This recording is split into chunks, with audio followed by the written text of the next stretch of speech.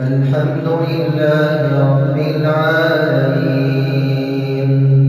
الرحمن الرحيم مالك يوم الدين إياك نعبد وإياك نستعين اهدنا الصراط المستقيم صراط الذين أنعمت عليهم غير المغضوب عليهم ولا الضالين.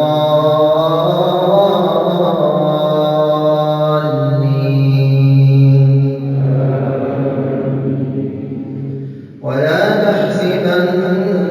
الله غافلا عما يعمل الظالمون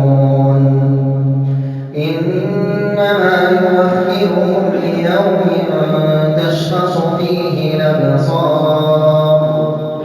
مهطعين مقنعي رؤوسهم لا يرتد إليهم طرفهم وأفئدتهم هواء وأنذر الناس يوم يأتيهم العذاب فيقول الذين ظلموا ربنا أخرنا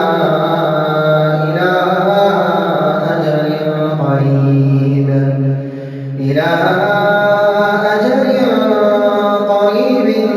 نجب دعوتك ونتبع الرسل أولم تكونوا أقسمتم من قبل ما لكم من زوال وسكنتم في مساكن الذين ظلموا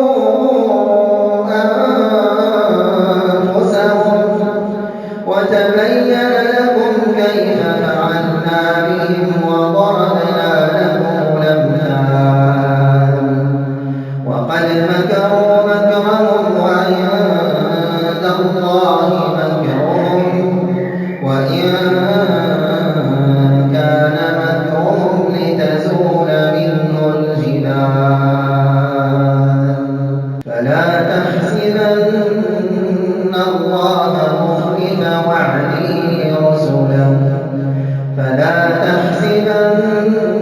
الله مخلف وعده